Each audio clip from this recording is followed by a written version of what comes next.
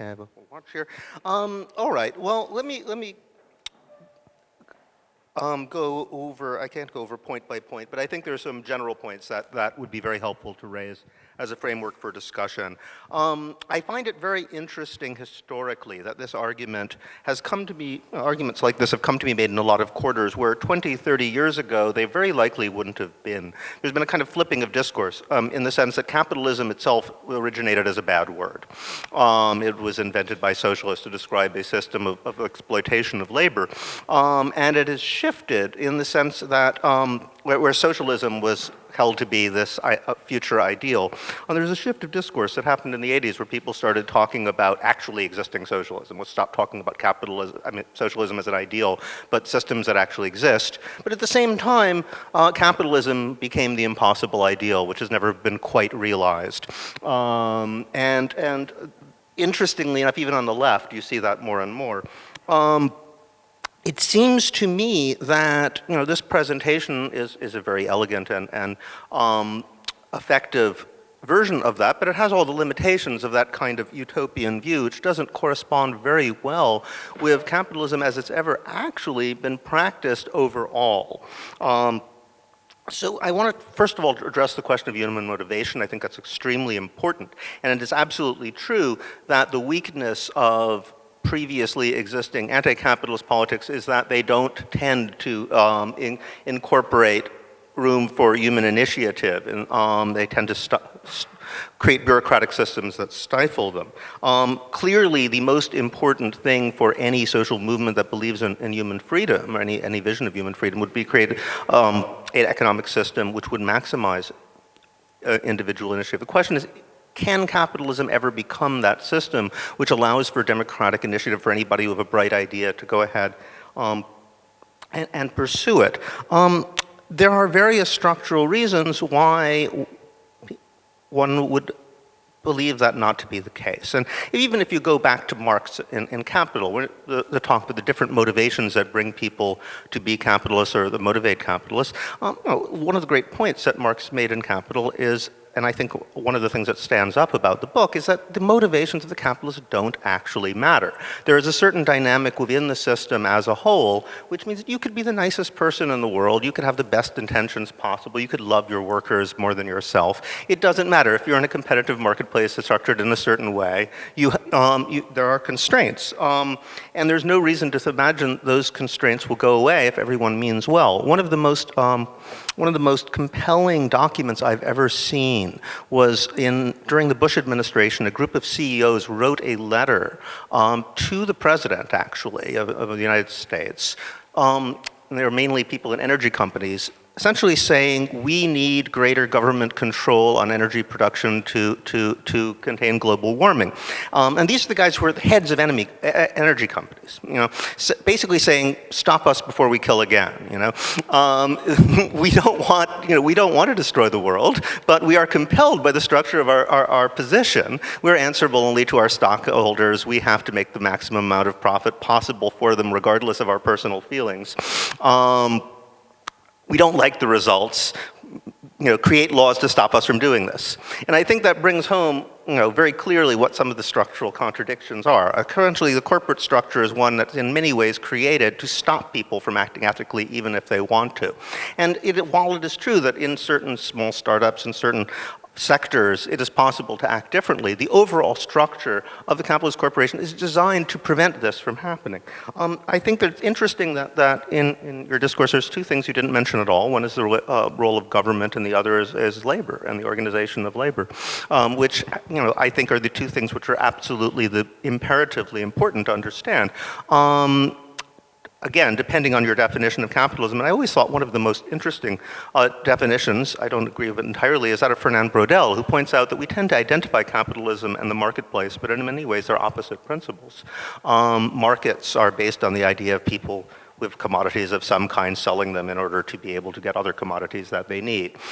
Capitalism, he argues, is more the MCM, people with money acquiring commodities to sell them for more money, or sometimes just money to get more money. And he points out that in order to do that, you essentially have to create monopolies of some kind and working through government.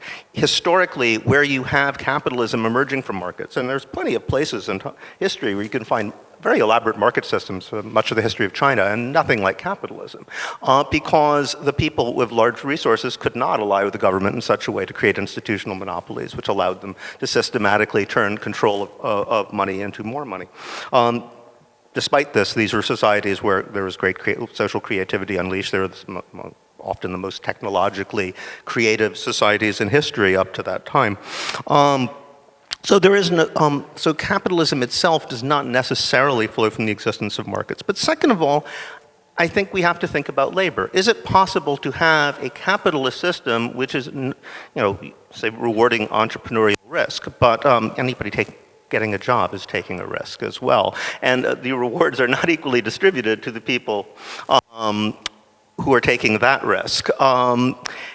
So the very logic of capitalism has two standards for the reward of risk, one for people who are in charge of things and the other for people who are essentially at someone else's orders. Now, I think anybody who, again, believes in human freedom would not like to see a society in which most people spend most of the day being ordered around by somebody else. The question is it possible to have such a society organized on capitalist basis?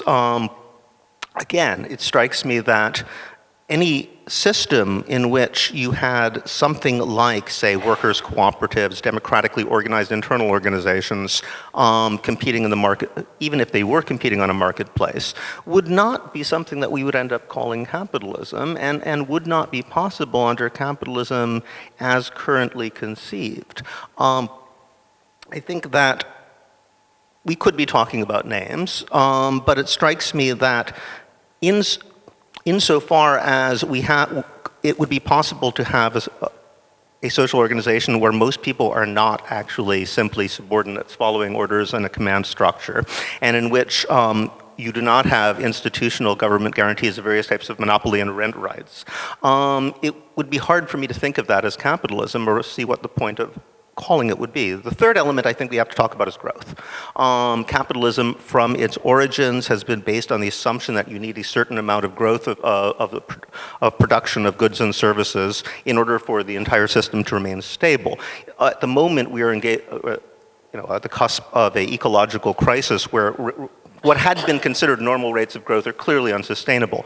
It seems to me very difficult to understand how a profit-based system, such as exists today between competing corporations, would be able to maintain itself under a situation of sustainable levels of growth, which basically means none, and a distribution of resources in a more equitable fashion, since it would necessarily mean the most vicious level of cutthroat competition between existing firms if they're actually, the only way, historically, that capitalist firms have been able to offer any sort of reasonable deal to large members of the working class has been under periods of very high levels of growth that were in the mid-century that allowed Keynesian politics. Now, in a situation of zero growth, it's really hard to imagine how it wouldn't be either come down to some kind of vicious competition between labor and capitalism, or even more vicious competition between the capitalists themselves, or both at the same time. So these are some issues that I want to throw out. The final one,